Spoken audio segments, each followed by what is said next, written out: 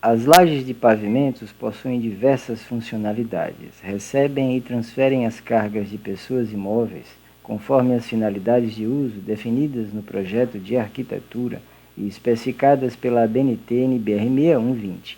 Além disso, desempenham um importante papel na estabilidade global da edificação, funcionando como elementos de chapa, frente às ações horizontais provocadas pelo efeito do vento e discriminadas na ABNT-NBR 6123. Na concepção estrutural que envolve lajes maciças moldadas em locos, o concreto chega fresco ao local da obra e há necessidade de montagem de escoramentos e formas. A dosagem, transporte, lançamento e adensamento do concreto está intrinsecamente relacionada ao seu processo executivo, bem como a qualidade e estanqueidade das formas. As armaduras de aço precisam ser cortadas, dobradas e montadas no local. Há espaçadores que garantem os comprimentos necessários à manutenção da durabilidade e evitam que as barras entrem em contato com os painéis de madeira. Caso haja armaduras expostas, a corrosão do aço ocorrerá prematuramente, concomitante à carbonatação do concreto. As formas, escoramentos e os seus custos têm levado empresas a explorar outras concepções que acarretem prazos menores. Há uma tendência em se abandonar o uso da madeira não só pelos elevados custos de mão de obra, mas também pela preservação da matéria-prima extraída da natureza. Nessa perspectiva, diversas pesquisas têm contribuído na busca por soluções mais viáveis, que englobam o consumo de materiais e a industrialização dos procedimentos executivos da construção civil. Para ilustrar esse processo, estudaremos as lajes maciças, nervuradas, volterranas e treliçadas. Considere agora os seguintes panos de lajes indicados na figura: lajes apoiadas em vigas, que por sua vez estão apoiadas em pilares, e o objetivo aqui será determinar, calcular os esforços solicitantes, que com base em qualquer uma das teorias da elasticidade ministradas em cursos de graduação e amplamente divulgado na literatura técnica, nós iremos determinar os esforços solicitantes e em seguida efetuar o dimensionamento das armaduras à flexão. Inicialmente precisamos definir em qual caso de vinculação o pano de laje se encontra. A laje 1, ela está apoiada em 4 vigas, a viga V1, a viga V2, a viga V4 e a viga V5. A viga V1, V4 e V5 são vigas contínuas e a viga V2 é uma viga bi-apoiada ou bi-engastada. Então, o caso seria o seguinte. Observe que para a laje L1, há continuidade entre o pano L1 e o pano L2. Então, considera-se uma face rachurada. Entre a laje L1 e L3, há continuidade. Então, considera-se também a rachura. Entre L1 e V1 e entre L1 e V4, a laje está simplesmente apoiada. Então, nós consideramos uma linha contínua, sem continuidade. De acordo com a literatura técnica, isso pode ser encontrado em Curso de Concreto Armado, de José Milton de Araújo, o dimensionamento e detalhamento de armaduras usuais de concreto armado, de Roberto Schuster de Carvalho. Estaríamos no caso 4, considerando que aqui seria um eixo cartesiano Y e X, a laje L1 estaria no caso 4, onde há duas continuidades. A laje L2 é também similar à laje L1.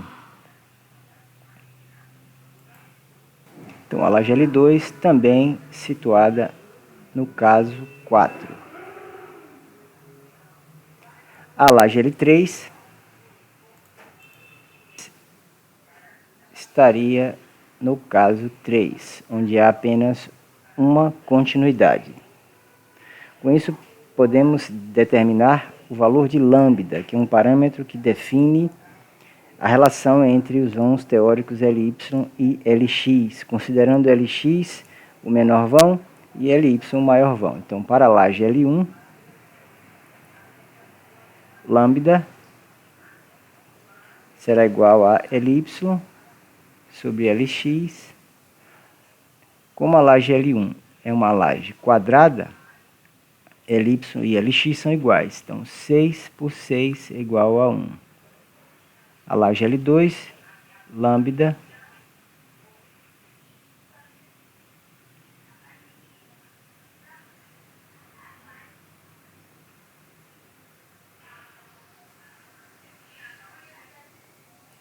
será igual a 6 por 4, 1,5. A laje L3, lambda, será igual a 10 por 5, que é 2. Quando a relação entre os vãos é maior ou igual a 2, diz-se que trata-se de uma laje corredor, ou seja, os esforços ocorrem na direção do menor vão, os esforços principais. Na outra direção, na direção ortogonal, utiliza-se uma armadura de distribuição. Quando a relação entre os vãos é menor ou igual a 2, a laje é armada em cruz, ou seja, os momentos fletores atuam nas duas direções, x e y em planta. O primeiro passo, então, será efetuar o pré-dimensionamento da laje, ou seja, determinar a altura da laje ou a espessura da laje. Então, passo 1. Pré-dimensionamento.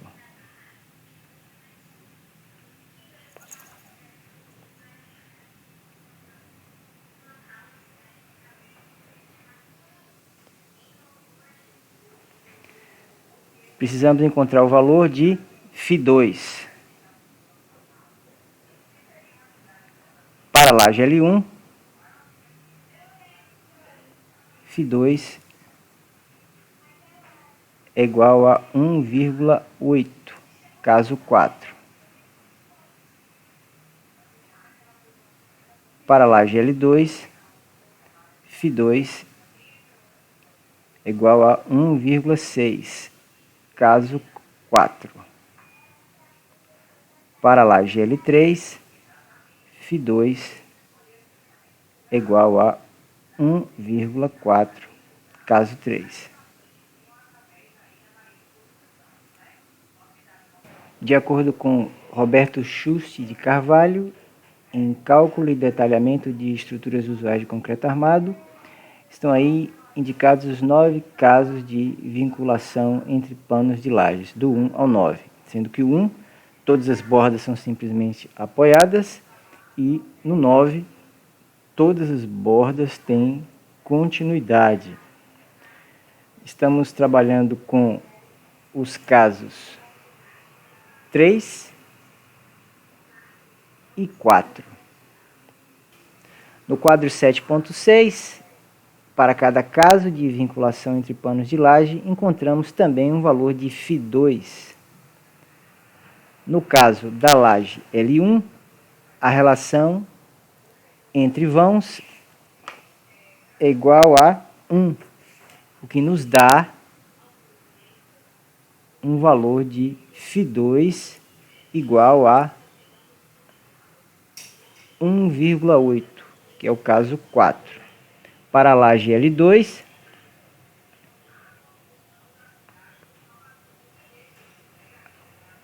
a relação entre vãos é igual a 1,5, então, e o caso 4, então Φ2 é igual a 1,6. E para a laje L3, a relação entre os vãos é igual a 2, caso 3, Φ2 é igual a 1,4. Em seguida, deveremos determinar agora um outro parâmetro, é Φ3. Laje L1, Φ3 é igual a 25. Laje L2 também. Assim como a laje L3. Vejamos o porquê. De acordo com a literatura, Φ3, utilizado no pré-dimensionamento da altura das lajes, será igual a 25 quando se tratarem de lajes maciças e aço CA50 nas duas direções. Então, não se trata nem de viga nem de laje nervurada, então eis aí a razão porque o parâmetro Φ3 é igual a 25. A altura útil da laje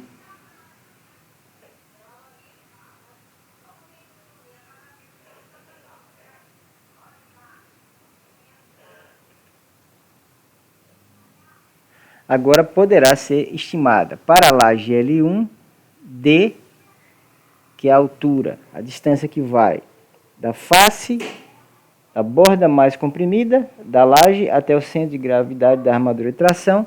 Então, D será maior ou igual a L sobre Φ2 vezes Φ3,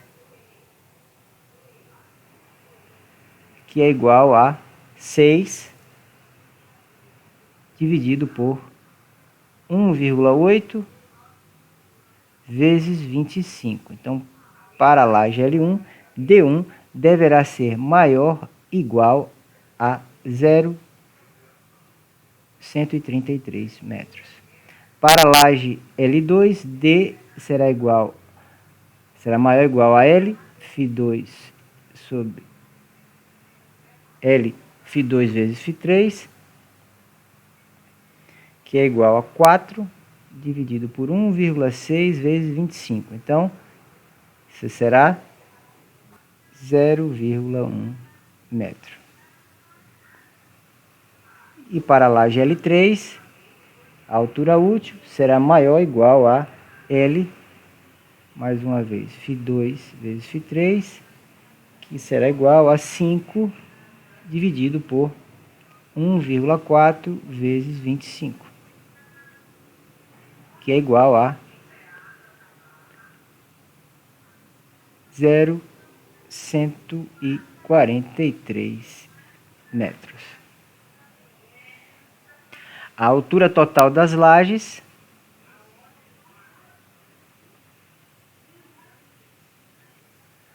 será, portanto, para a laje L1, será H, que é igual a D calculado, mais 2,5 cobrimento da armadura, mais 1,5 vezes Φ.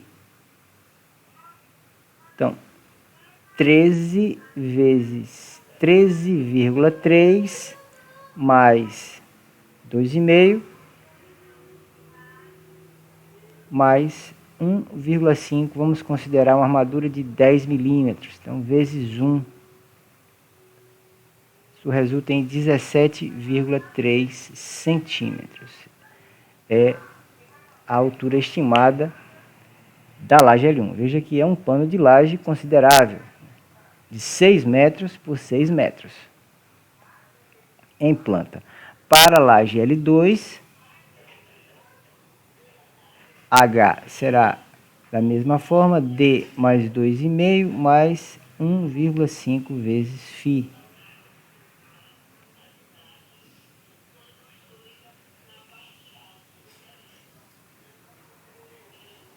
Dez mais 2,5 mais 1,5 vezes 1.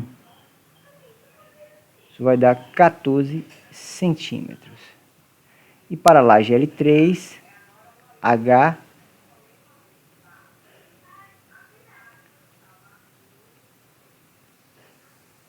será igual a 14,3 mais 2,5 mais 1,5 vezes 1. 18,3 centímetros.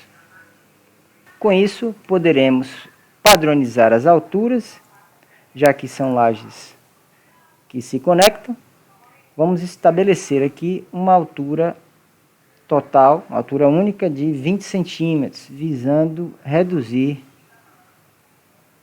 as deformações. Com isso, poderemos especificar agora as cargas atuantes. Então, eu passo 2, cargas atuantes.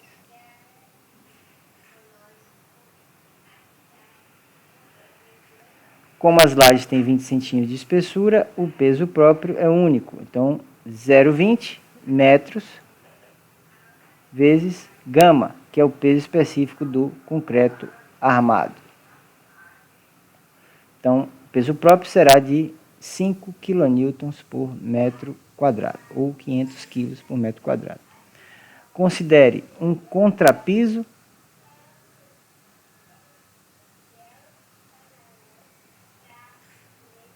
de 2 centímetros de espessura e o peso específico da argamassa 18 kN por metro cúbico, isso dá 0,36 kN por metro quadrado.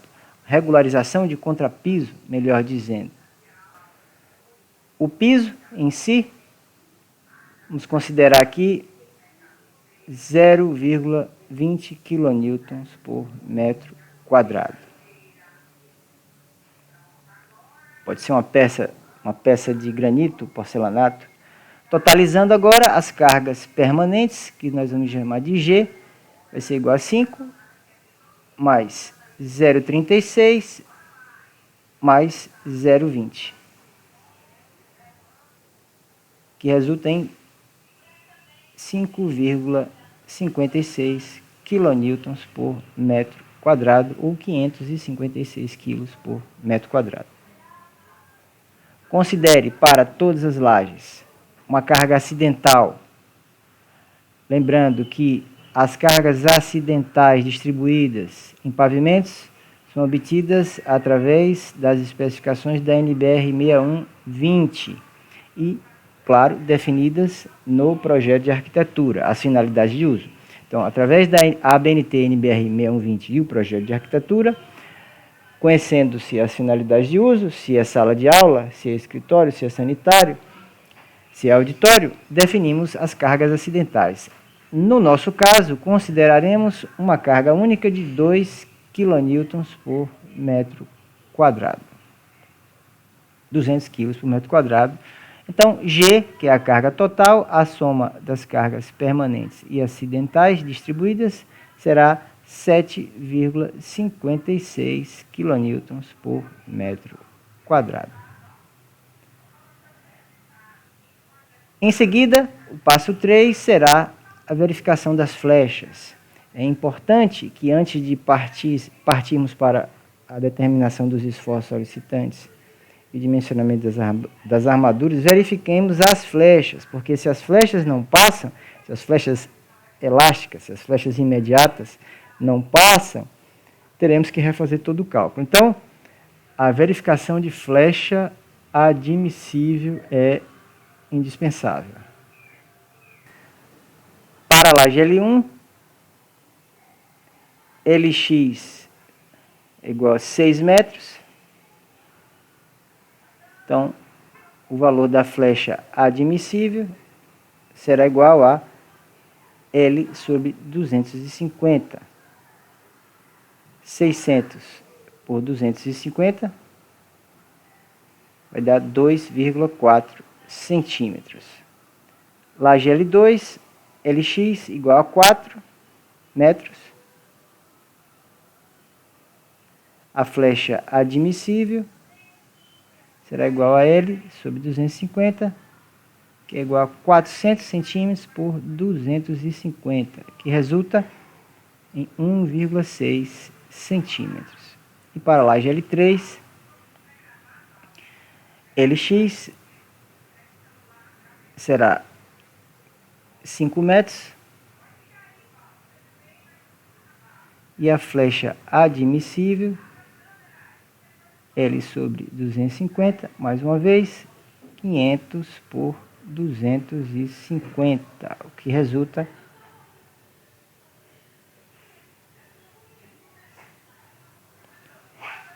2 centímetros.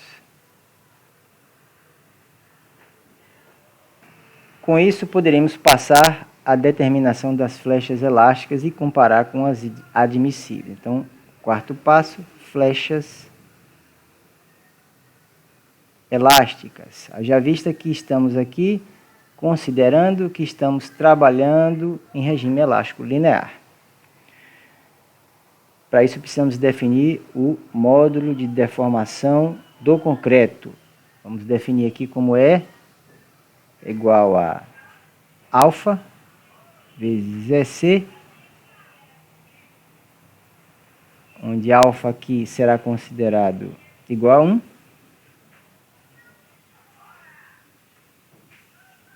vezes 5.600, vezes raiz de FCK.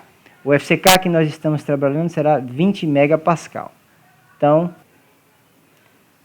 o módulo de deformação será igual a 25.043,96 megapascal.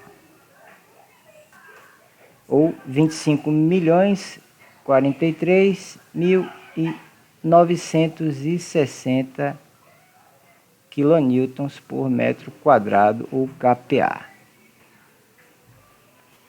A expressão utilizada para cálculo da flecha elástica será F igual ao carregamento sobre E multiplicado por Lx elevado à quarta dividido por H ao cubo vezes alfa sobre 100.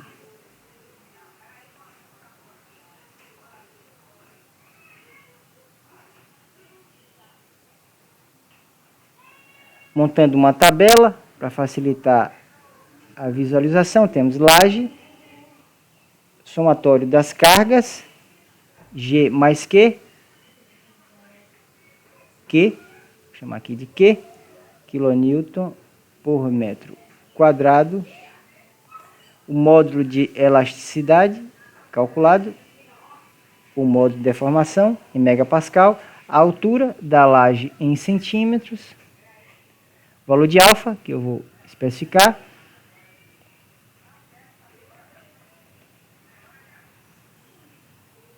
e o valor da flecha elástica calculada.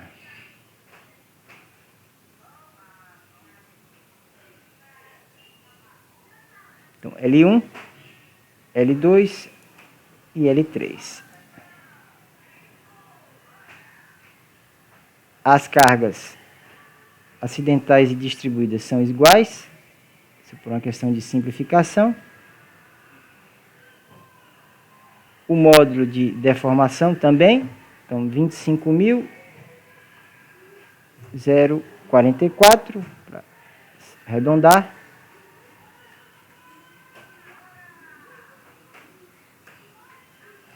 A altura é padrão, 20 centímetros. O valor de alfa agora é função do seguinte, observe o que especifica Roberto Schuster de Carvalho. De acordo com o quadro 7.2, para a laje L1, a relação entre os vãos é igual a 1, estamos no caso 4, então alfa será igual a 2,42. Para a laje L2, a relação entre os vãos é igual a 1,5, o caso é o 4, então alfa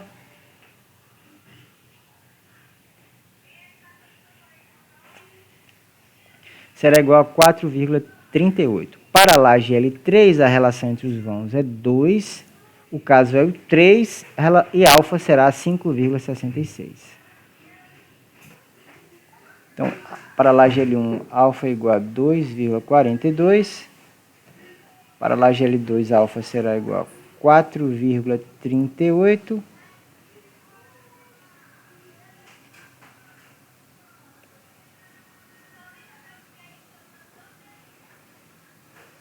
e para a laje L3, 5,66. Com isso, podemos substituir na expressão e obtém-se os seguintes valores para a flecha elástica. 0,12 centímetros, flecha elástica aqui em centímetros, 0,12, 0,04 e 0,13 centímetros. Observe que são valores bem inferiores aos limites admissíveis. Então, observa-se que não é necessário modificar a altura das lajes. O passo 5, momentos fletores.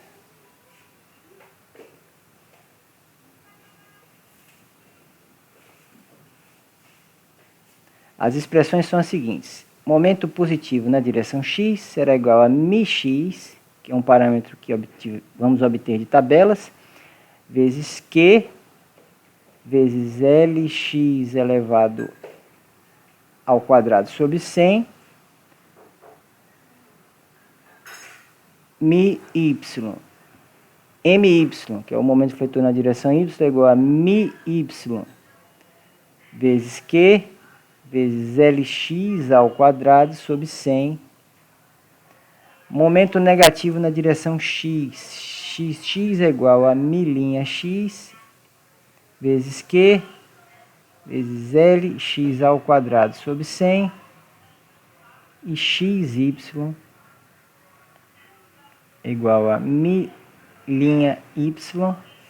vezes Q, vezes Lx ao quadrado sobre 100. Veja que os vãos são todos em função de Lx, que é o menor vão, e não Ly.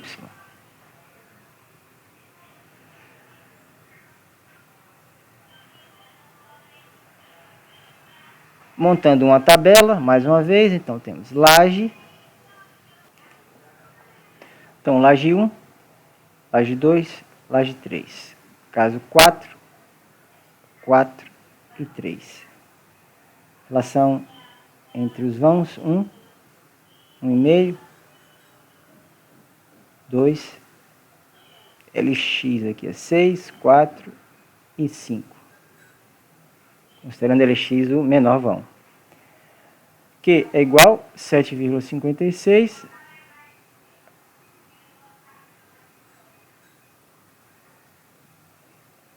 que Lx ao quadrado sobre 100 vai dar 2,72, 1,21 e 0,68.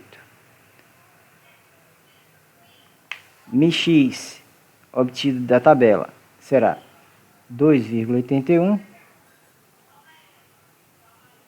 para a laje 2, 4,81 e para a laje 3, 6,51. Vejamos a literatura. Então, relação entre os vãos. Caso 4L1, mx 2,81, mLx 6,99, my 2,81, laje é quadrada, e my 6,99. Para a relação entre os vãos de 2,5 vai dar 4,81 para mx, 10,62 para m'x, 2,47 para my e my 806. Para a relação entre os vãos igual a 2, caso 3, que é a laje L3, então 6,51 para mx, m'x 12,34 e my 1,48. Então, momento na direção x para a laje L1, 7,64. Para a laje L2, 5,82. Para a laje L3, 4,42. My, obtido da tabela, 2,81 para a laje L1, 2,47 para a laje L2, 1,48 para a laje L3. Então, o momento na direção Y aqui será para a laje L1, 7,64, para a laje L2, 2,98 e 1 para a laje L3. Milinha X para a laje L1, 6,99. Para a laje L2, 10,62. Para a laje L3, 12,34. XX para a laje L1, 19,01. 12,85 e 8,39 para a laje L3. Milinha X, 6,99 para a laje L1, 8,06 para a laje L2 e não consta para a laje L3. Então, XY para a laje L1, 19,01, para a laje L2, 9,75 e para a laje L2 não consta. Então vejamos agora a distribuição desses esforços nos panos de laje. Preenchendo a distribuição de momentos, temos para a laje L1, momento positivo 7,64 nas duas direções.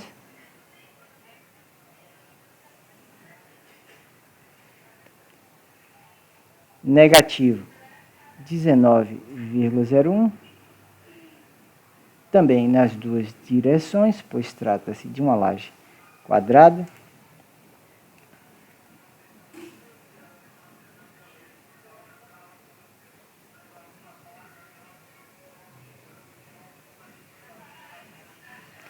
A laje L2 temos numa direção 2,98 e na outra 5,82, como momentos positivos em X e Y. Os negativos serão 9,75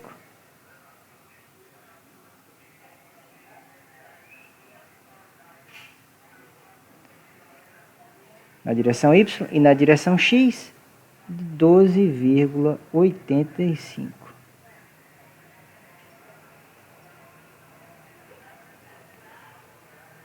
A laje L3 4,42 na direção X e 1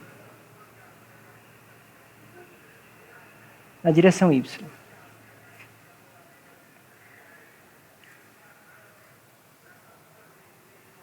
(8,39).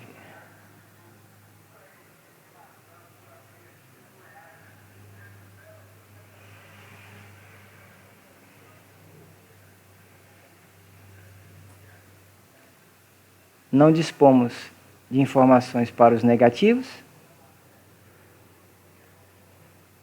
da laje L3, exceto no encontro entre os panos de laje L1 e L2. 8,39.